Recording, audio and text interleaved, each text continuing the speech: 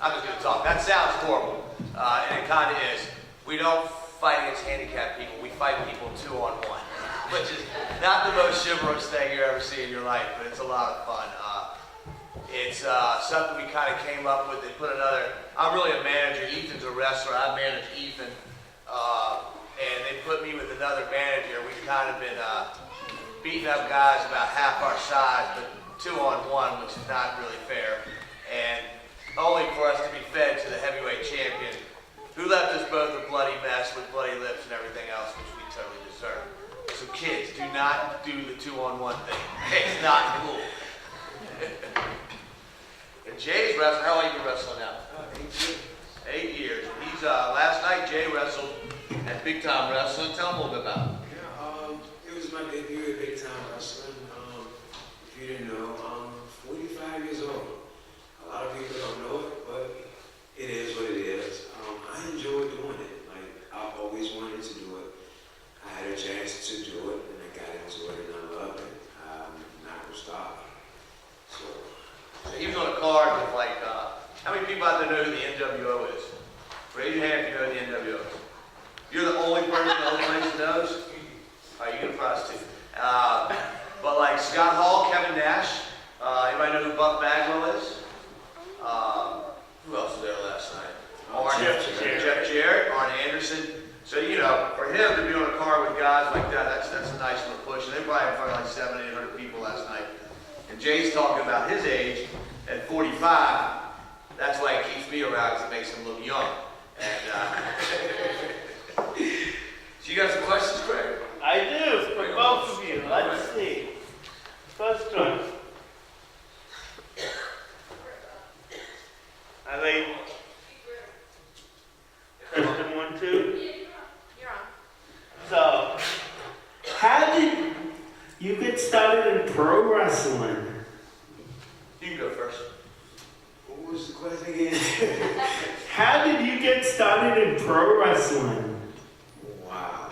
Okay. We going there, huh? Okay. Honestly, I got started in pro wrestling because I've been on my own since 12. I had an uncle who paid for everything, places out there like an house, an apartment. My uncle paid for it, and I've been on my own since 12. I dropped out of school in the 6th grade, and I came to a cross point where I was incarcerated at the age of 20. I did 13 complete years straight. I got out in 2008. My original release date was 2021. About my 8th year in, I just started looking at other people and then decided, like, do I want to do the same thing when I get out, or if I got out, or just changing the change. So I just chose to change where I was in first. As soon as I got out, I had a job 10 days before I got released. Lived in Emporia, Virginia for 3 years. I got out in 2008. A year and a half later, I got into wrestling by a best friend, and I saw Mickey James, which she was at Wawa one night, and I asked her a question. She thought that I wanted an autograph, and I was like, I'm sorry, I'm not starstruck, but I just want to do the same thing you did. She jotted down the information. I worried my best friend to death, and that's how I got into wrestling. I've been doing it ever since. Mr. DuPont? Back before many of you were born, in 1993, I played baseball at VCU here in town, or in Richmond, and I only played 2 years. I started chasing girls and things like that. But one of the guys who was one of our catchers, I was a pitcher, had gotten into wrestling. I loved wrestling. Like, my dad, you know, there were only 3 channels on your television when I was a kid. And one of the things my dad would always say was like, we're not watching that wrestling stuff, you know. And so I was playing football, and I was a quarterback, and I would score. This is like when I was 12 years old, and I would go, woo! And all the kids on my team, like, man, you're like Ric Flair. I was like, who is Ric Flair? You know, and they were like, so wrestling. I was like, well, that's something we can't watch, you know. And then one day, I changed the channel, and there was Ric Flair, and his big blonde hair, and he's just all fired up and red in the face and funny, and I was like, holy cow, this watching this a lot more in this household, whether my dad does or not. And then went to VCU, played baseball. The guy who caught in the bullpen, he wasn't much good of a baseball player, but he turned out to be a really good wrestler. He was Lance Diamond and became Simon Diamond. And he needed a job. He worked for ECW, needed a job, so I hired him at the bar that I ran in Richmond. And he kept telling me I should be a mouthpiece for these guys. And I wanted to be a part of it. Finally, I decided to do it. I was a good guy manager for about 6 months, and it really didn't suit me that well. I'll tell you this. When you meet a wrestler, if they're, tell me if you agree with this, the guys that are really nice in real life make the really good bad guys. The guys that are kind of not very nice in real life aren't that good at it because they don't realize they really need to change. But if you give a nice person the opportunity to say, just be mean and hateful and stupid, I embraced it.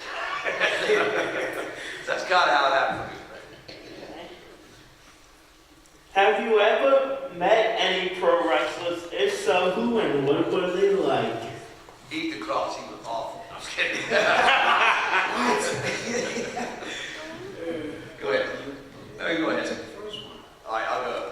You know, these questions kind of like, I've been around so long that, you know, when you got to be in pro wrestling, I'm thinking you're meeting like some bigger star names, right? Is that correct? Yeah. Okay. Like So Rhodes, Bushwhacker. sure, we were at Dusty Rhodes with the old Ultimate Championship Wrestling.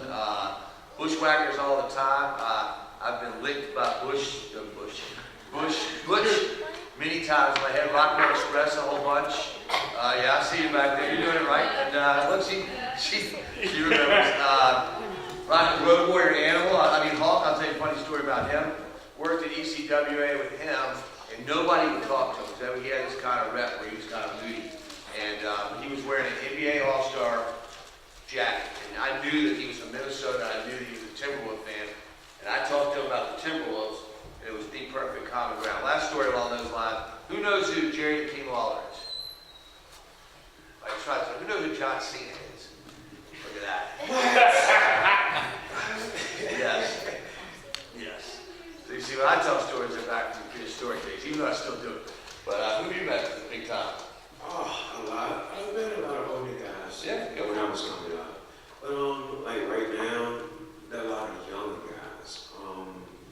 I will say this.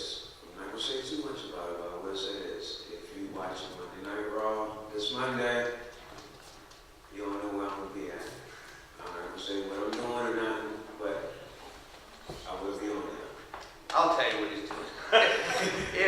When somebody comes out, there's some couple guys, who knows who No Way Jose is? All right, so he's got a line of people that come behind him dancing. You may see this guy in that line. Awesome. So if you see a cluster of people coming out behind one of these stars, that would be a good time to be looking for Ethan Cross. Am I correct? Okay, that's about all. Or just one of the security guards. It could be that. Anytime a mass of people coming out, or you may just come out tomorrow night and beat Batista. This was fun. Can't be though. So, did you ever get hurt in a wrestling ring? Yeah, I have. Oh man, out of the 8 years I've been wrestling, I had a fractured neck. My fault, actually, because it was doing a match. It was to a point where I got pulled in towards the second rope, and I suppose I took a little bit more steps into it, and I didn't. I hesitated, and I snapped my neck back, and my left arm got numb for about 10 seconds. And he was still stomping me, and then he was going to pick me up to bystand. I was like, no, let me lay here. If you still going to stomp a little bit more, but let's hurry up and end it. That's about as much injury that I have in wrestling within the 8 years. I disagree. Huh? I disagree. Oh, okay. Yes. I didn't want to say that. So I met this guy one night. He had this guy, Mr. Grimm, and they literally just beat each other. You know, and it was stiff, and they hit each other hard, and there was no pulling punches. They both were embraced it, you know. It was like, you bring it, I'll bring it. The final match, like in this series, had them fighting with no DQ, every kind of stipulation. But literally, they made me leave ringside. So he's out there. The guy put him in a body bag, laid him on the mat, and climbed up to the top rope and did a 480 or something on him. Literally, the air came out of every orifice he had. Meanwhile, he's in a bag zipped up where he can't even see the guy coming. You know, that's not the best spot to be in, you know, 'cause at least, you know, not giving anything away. But if I were to jump on Ethan, and Ethan's laying on the mat, he's going to raise his shoulder up a little bit so he absorbs, you know, can absorb it more of a shock absorber as opposed to laying in a body bag sitting there going, I'm about to get killed, I don't know when, you know. And but he ended up coming into the back, and he was laid on the floor. It was scary. And he was dehydrated, which makes me want to punch him now because we thought he was dying on the spot because it ended up being dehydration. But yeah, that was scary. So I had to bring that one up. What was your best match? Oh, man, I have so many, but I will name only one. When I went to Monster Factory and I wrestled Ricky Reyes. That was my best match. Do you both have a favorite wrestler? Besides Ethan Cross? Past or present? Yeah, so my favorite ever was Ric Flair. Woo! Yeah, he just was very entertaining. He could wrestle, he could talk, he had charisma. And wrestling, you know, there's some guys who can really wrestle, there's some guys who can really talk, and there's some guys who can do it both. And like, you can do both, that's where you're gonna make the money. Ric Flair was the very best wrestler, the very best talker, and hence he was the guy forever and ever. Even when he got elder, you know, up in his 50s, when they needed to pop a rating on like a Raw or get a good rating, they would put him on there because he was a guarantee. For me, I love the short guys.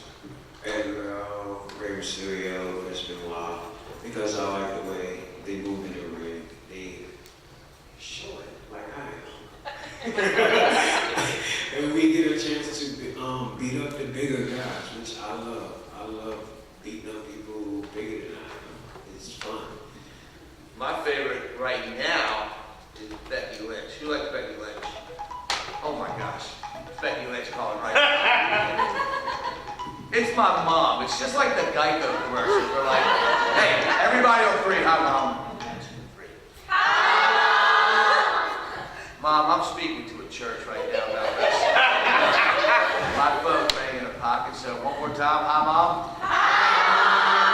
Now we're going to say bye, Mom. Say bye, because I'm sitting in the middle of a church while I'm talking. Excuse me for that. Do you know the Geico commercial where he's on top of the roof? He's like, your dad's like talking to the I promise you anything like that. I thought I cut the ringer off, so I apologize. Craig. Now, I have a favorite wrestler. Was Hulk Hogan growing up? Yeah. Yeah. Yeah, he was great. He had it all too. Who likes Becky? Anybody like Becky Lynch? All right, there, right there. So if I'm gonna, all right, look at me. Who's your favorite? Do you have a favorite wrestler? Do you? Me? Yes. Yeah. Who is it? It's John Cena. You got to see him. All right. Do you have one? Raise your hand if you have a favorite wrestler. Who's your favorite? Hulk Hogan. Did I see a hand in the back there? Is that what you mean? Oh yeah, we must do So this. we Paige was awesome. That's a good call. Anybody else with a favorite wrestler? Yes, sir. Sting.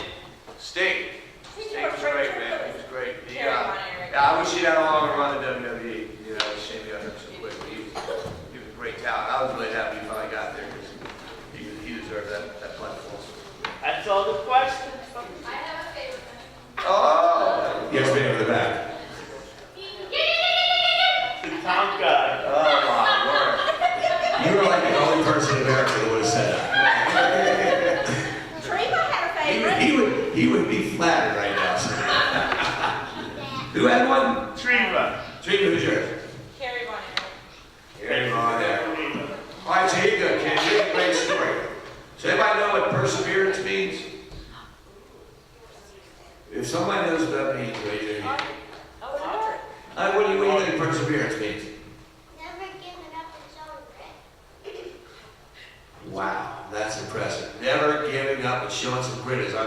100%.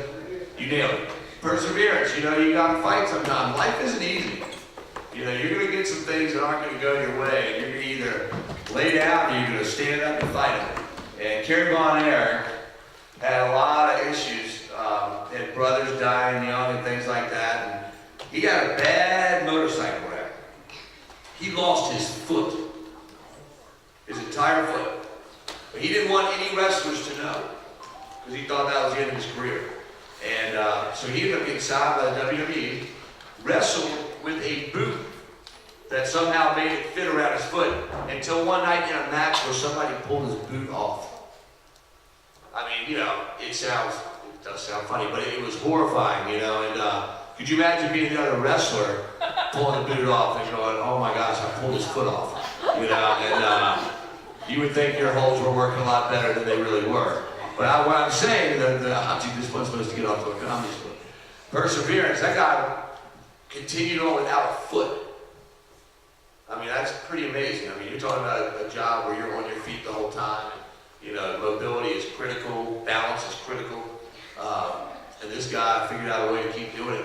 So don't ever let anybody ever tell you you can't do something. Ever. You can do anything you want. But it's not an easy path. It's like there's work. You sow, you reap what you sow. You put the work into it, you're going to get the results. You know, don't sit back and expect life to give you things. You got to go earn it. You know, you talk to professional athletes, and like, "Oh man, you're so talented." Those guys work hundreds of hours, you know, every month on the shot, on their agility, on everything. Not only that's at exterior to the practices. Ethan, how many times are you practicing a week?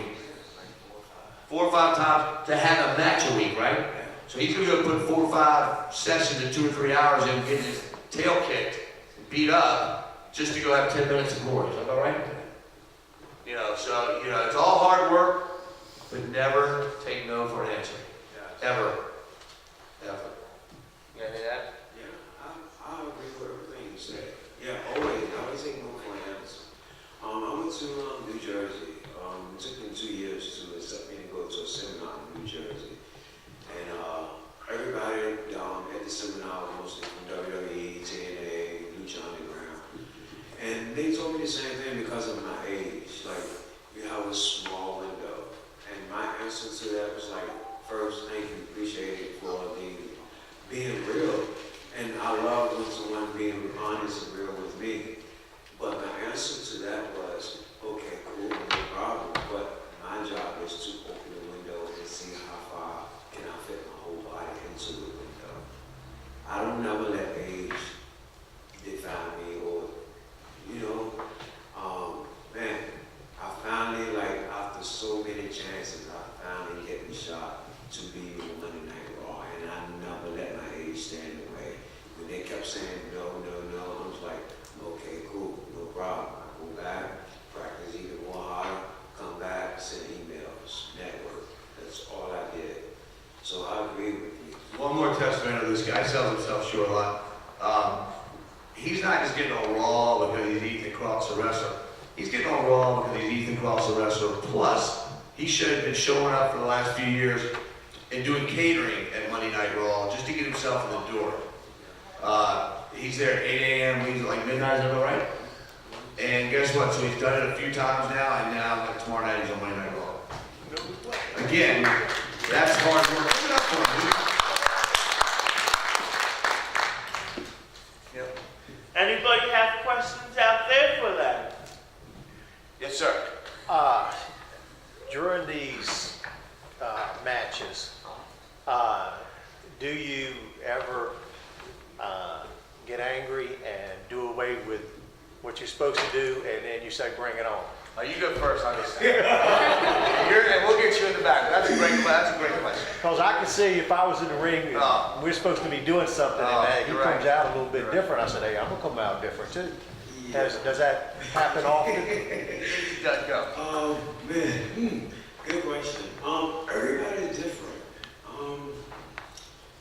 Me, I had a quick temper, but I learned how to stretch it out long. Yes, I actually do really get mad.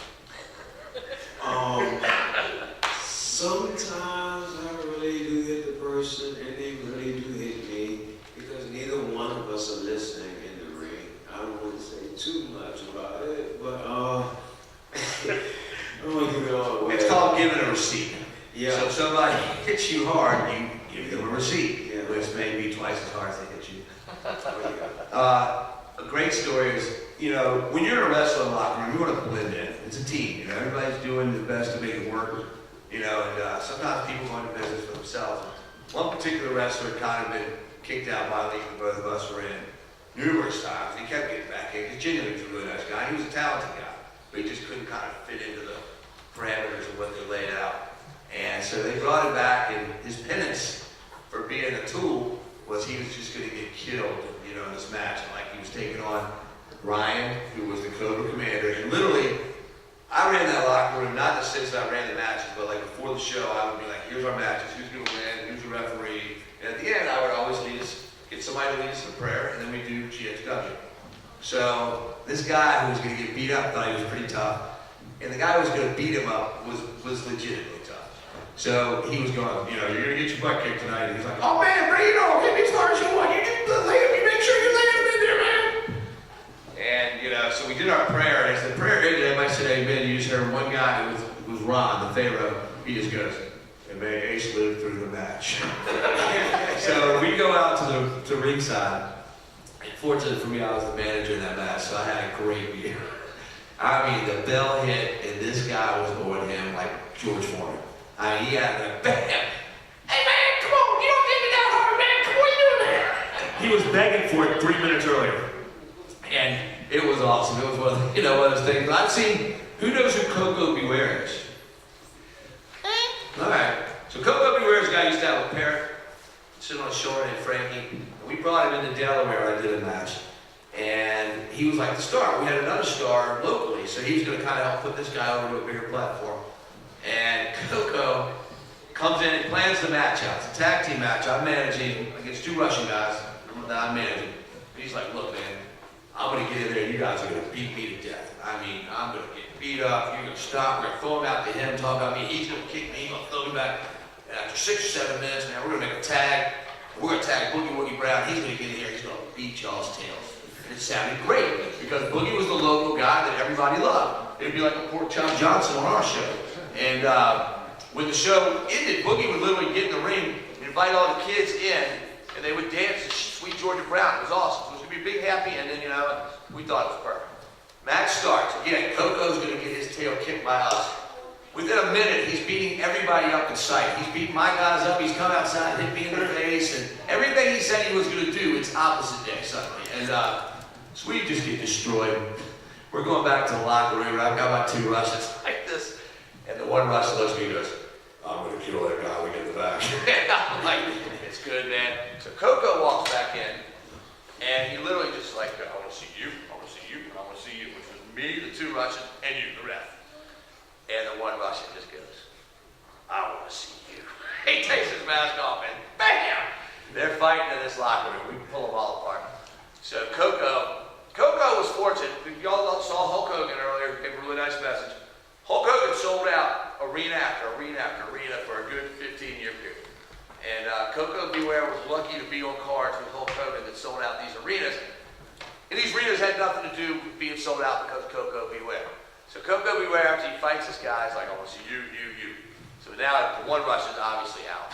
So it's me, the ref, and the other Russian, and his bird, who was in a cage with no cardboard on the bottom line. And Coco's tail. You don't know what it's like to sell out Madison Square Garden. And I'm thinking, neither do you. You have nothing to do with it, and giving us the 10th degree, And meanwhile, this is kind of funny, but stupid at the same time. What I remember most of this lecture was like trying not to look him in the eye because I was furious. But I could see his bird, and it just kept going to the bathroom, and there was no cardboard there. So he's feeding us a bunch of poo. And meanwhile, his bird in the back is just, let us have it too. So he was probably out of the big names, the only guy I've ever worked with I did not think was a very nice man. And that's about it. We got a quick question here. Oh, in the back, last one. How do you pick your costume? How do you pick your costume? I pick mine by watching everybody, what color they have, what design they have, and try to pick the opposite. If I like that particular color, I might add another color to it to make it different from the others. That's how I pick mine. I've worn I don't want to see yours in it. I've worn cheetah pretty much for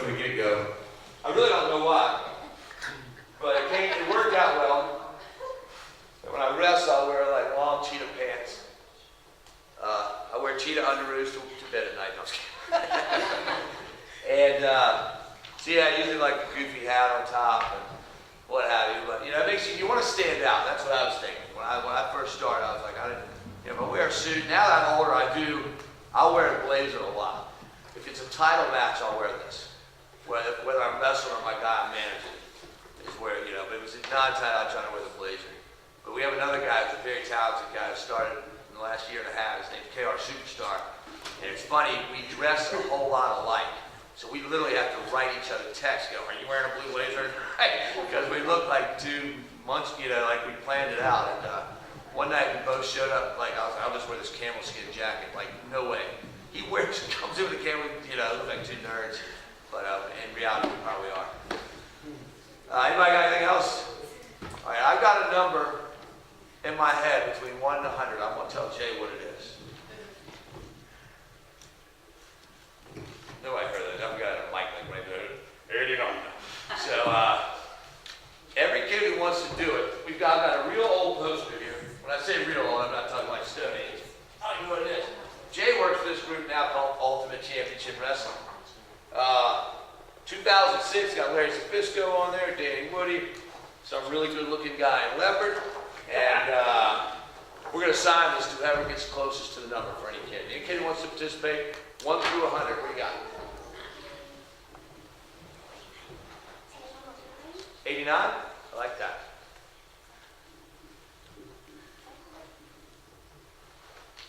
That's some good bids.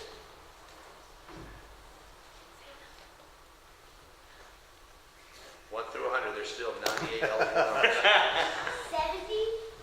Ooh. Just got it. You don't want to guess today? Just pick a number. Just pick a number. Just pick a number. 89? I like your bid. Yes, ma'am.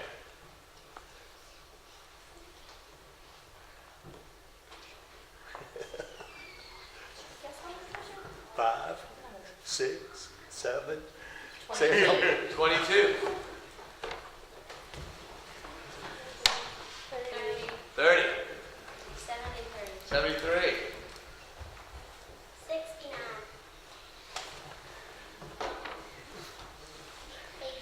88. 88. Dale Jr. What you got? 3. 3. You got Dale Sr.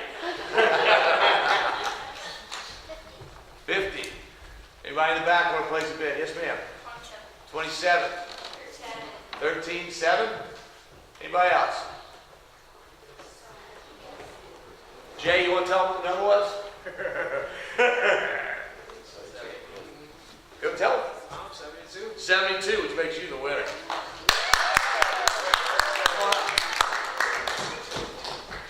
If me can get a poster of me as being a win, then you're the winner. What's your name? Are you K-A-Y-L-A?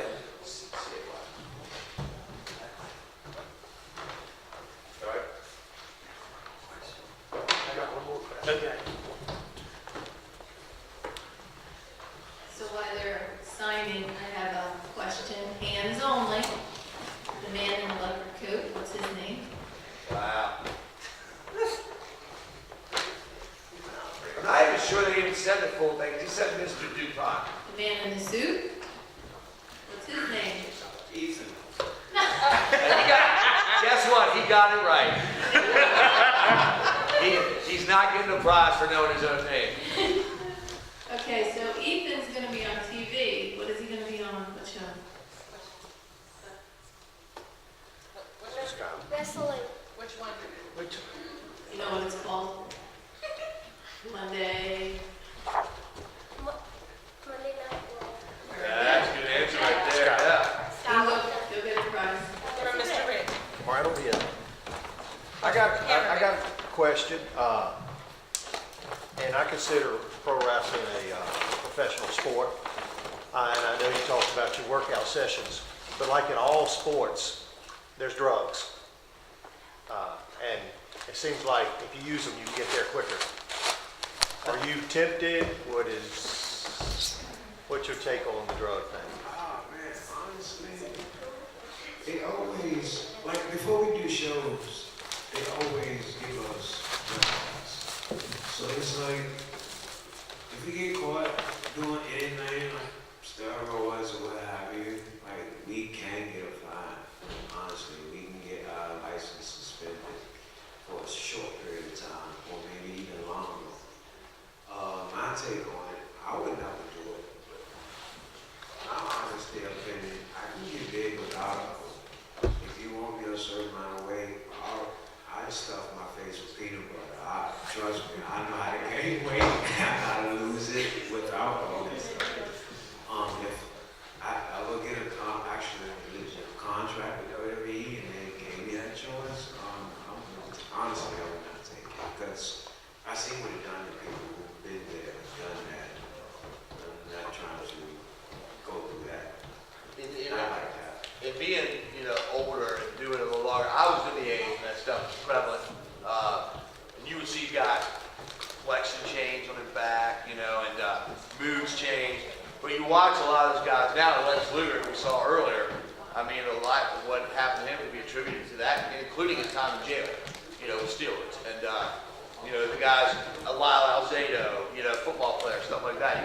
You can trace steroids to guys. But don't ever cheat the system, because the system will kick you right back in the face every time. Hard work.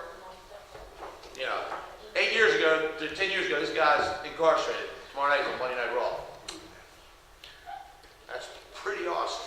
And that also tells you that you can do whatever you want. He did this at 35. Like when he's coming out without a place to live, not knowing what the heck's going on. He was like, this is what I'm going to do. I've got a plan to do it. And eventually I'm going to get there. And it included going to catering at 8 in the morning. It's all about what you want, how hard you'll go get it. I'm sorry. Could we let them know on the speakers that our referee is for the WrestleMania? Yeah. It's It's package nice, shop. Yeah. Chris is going to WrestleMania. It's pretty awesome. Yep. Yeah. So that's a local guy. Mickey James, local. So many people make it. It's everybody's got the same platform. Just some people go after it a little harder. You should tell them about April 20th, the next Classic Pro stuff. You want it? April 20th, 6 p.m. Mountain Time. Keith Williams Fire Department, be there. I've been praying to be there. Yeah, I'll be there. Actually, the shows have been great. Who's been to a show at the fire department? Raise your hand if you've been to a show. I've been I'm gonna tell you, it's good for all ages. It's fun. Classic Pro Wrestling does a really good job of not adultifying the show too much. But there's some there for the adults too. But for the kids, they make sure these kids have a good, wholesome time. There's no swearing, no just any blood, and they take it home immediately, meaning the match has to end immediately. But I fully endorse it. It's a favorite department. It's going to be an ultimate X match. Yeah, Ultimate X match, which means there's going to be some cables suspended above the ring, and a bunch of guys like him who are very athletic and a little smaller will showcase a lot of crazy stuff that you'll never see this old guy doing in his lifetime. Yeah. And they'll hurt for it the next day. Yeah, the next 2 days. Well, we definitely appreciate everybody having us. If anything, just me. Yeah. I know you said that sometimes you get mad when you're fighting and Yeah. angry. What do you have for advice for these kids when they're in school and they get mad at somebody? What is the best way to handle situations like that? I think Why do you have to be asking hard questions? I think we'll both take a shot. That is not the right answer. I know, Chuck. He's body. Oh no, what did you say? He said body slam. Oh, correct for 100. No, I was kidding. So there's always like, when you're a kid, even when you're my age, there's always gonna be somebody trying to get under your skin. Always. And the key is, cooler head always. You ever heard cool heads prevail? They always do.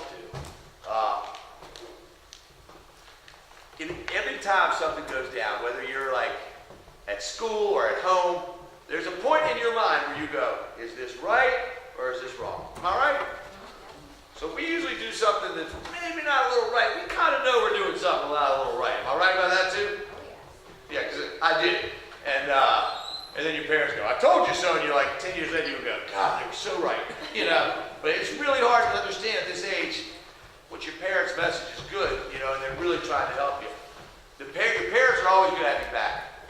You can do the dumbest thing ever, your parents are going to be there for you. But do them a favor and do the smart thing.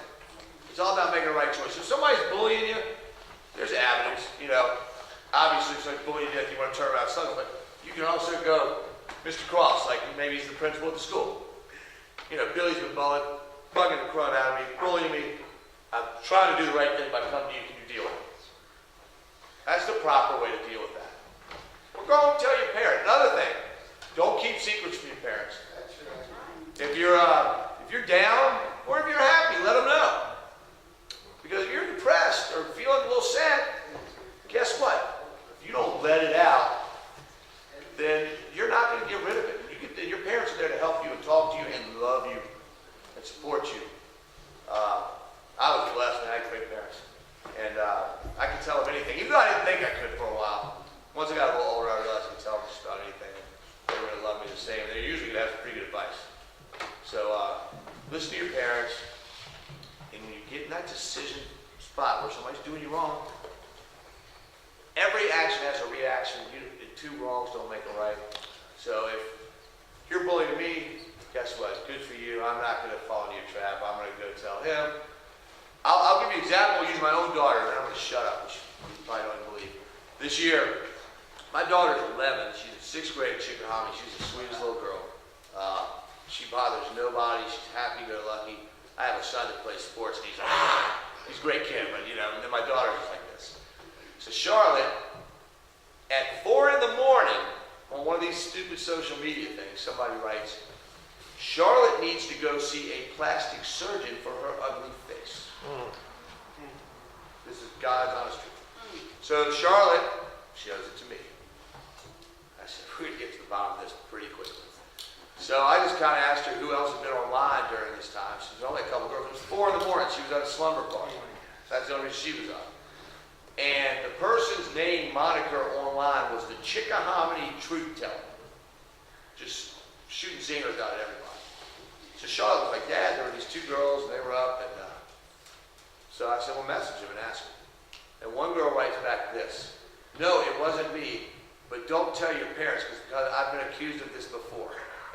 Oh, no, that's not suspicious at all. So basically, her friend who was with her turned on her and told the truth that the girl got a 3-day out-of-school suspension for bullying online. And I'm telling you, my daughter, everybody, my daughter's the best. If it was my son, I'd have been like, that's not true. And, but with my daughter, it was so, I couldn't even believe it. And what's the point? That was only done to hurt somebody. There was no other reason. And this is the kicker. She thought the girl liked her. She thought the girl liked her. And all that girls do is try to hurt somebody. Don't be that person. Don't be that person. I'm shutting up now. And I agree. I had a little something to it. I agree. Same thing. Just like this, what I did when back in the day, it was different for me. My parents gave the teacher permission to beat me up, like give me whoopings when I was hard-headed or if I was fighting another kid in school. To give advice to y'all, count to 10, read and out. I'm gonna say the same thing what my mom used to tell me before she died. Turn the other cheek. Always listen to your parents. Like it doesn't.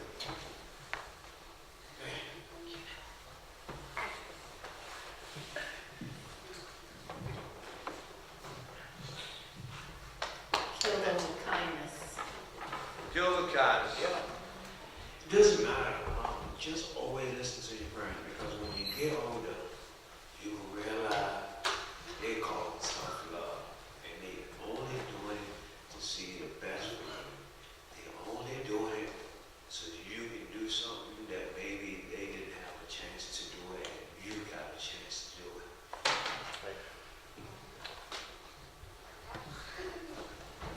All right, y'all. Thanks a lot. And,